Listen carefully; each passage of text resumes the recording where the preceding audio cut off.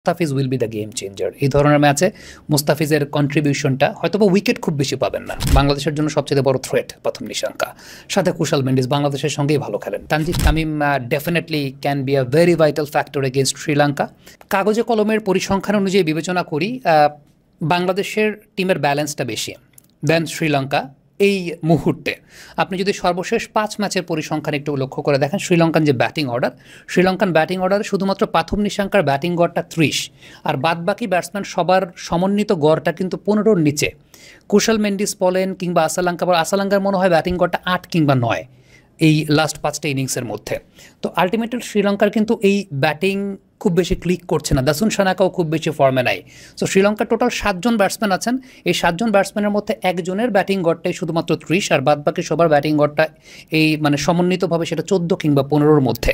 তো শ্রীলঙ্কার ব্যাটিং ডেপথের একটা অনেক বড় সমস্যার জায়গা আছে। শ্রীলঙ্কার স্ট্রেংথের জায়গাটা যদি আপনি চিন্তা করেন, তাদের স্পিন, হাসারাঙ্গা ডিসিলভা সেই জায়গাটায় আছেন, তার স্পিনের একটা ভ্যারিয়েশনের জায়গা আছে, মহেশ থিকসানা আছেন স্পিনার।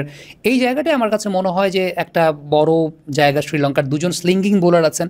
আমার কাছে কেন যেন মনে হয় যে বিনুরা ফার্নান্দোর কথা যদি আমি চিন্তা করি, ইনিশিয়ালি 2জন বাঁহাতি ব্যাটসম্যান আছেন বাংলাদেশের, যেটা ইনিশিয়ালি 2জন বাঁহাতি ব্যাটসম্যান থাকাটা বাংলাদেশের জন্য একটা অ্যাডভান্টেজ। বিনুরা ফার্নান্দো আছেন, স্লিঙ্গিং অপশনে নুয়ান তুষারা একটা প্রভাব বিস্তার করতে পারেন, কিন্তু পাথিরানাকে আমি আসলে বড় মঞ্চে কখনো প্রভাব বিস্তার করতে দেখি না।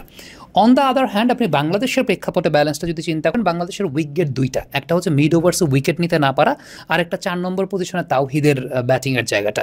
কিন্তু ওভারঅল বাদবাকি বিষয় চিন্তা করলে লিটন অনেক ডিপ ব্যাটিং করছেন, উইকেট থ্রো করে আসছেন না, জাকের বেশ ভালো ফর্মে আছেন, শামীম শ্রীলঙ্কার এগেইনস্টেই খুব চেনা প্রতিপক্ষ, লাস্ট তিনি খেলেছেন, বেশ ভালো পারফর্ম করেছেন তিনি। উপর থেকে কেউ না কেউ একজন তো ক্লিক করবেন আশা করা যায়। বোলিংয়ের জায়গাটা চিন্তা করলে পাওয়ার প্লেতে বাংলাদেশ খুবই দুর্দমনীয় বোলিং করছে। মিড ওভার্সটা আমার কাছে সবচেয়ে কনসার্নের ব্যাপার, আর Mustafiz will be the game changer. এই ধরনের ম্যাচে মুস্তাফিজের কন্ট্রিবিউশনটা হয়তোবা উইকেট খুব বেশি পাবেন না, আবারও বলি হয়তোবা উইকেট খুব বেশি পাবেন না, বাট প্রেশার ক্রিয়েট করার জায়গাটাতে মুস্তাফিজ সেই জায়গাটা অনন্য। সো এই সবগুলো ফ্যাক্টর বিবেচনা করলে আমার কাছে ব্যক্তিগতভাবে মনে হয় যে কাগজে কলমে তো ডেফিনেটলি বাংলাদেশের এগিয়ে থাকার কথা, কিন্তু অনেক ইভেন্টে আসলে যে টিমটা বেটার পারফর্ম করবে সেই টিমটাই জয়লাভ করবে। এখন অনেক ইভেন্টে যদি কোনো টিম কলাপস করে ফেলে, আমরা প্রি ম্যাচ যতই অ্যানালাইসিস করি না কেন, সব কিছু কিন্তু আসলে ভেস্তেই যাবে। বাংলাদেশের জন্য থ্রেট হতে পারে শ্রীলঙ্কার কোন ব্যাটার বলে, যদিও এটা আসলে আগাম বলা সম্ভব না কোন দিন কোন ব্যাটার ক্লিক করে, বোলার ক্লিক করে। তারপর আপনার মনে হতে পারে যে আসলে বাংলাদেশের জন্য থ্রেট হতে পারে শ্রীলঙ্কার কোন ব্যাটার বল, আবার একইভাবে শ্রীলঙ্কার জন্য বাংলাদেশের কোন ব্যাটার বলার থ্রেট হতে পারে।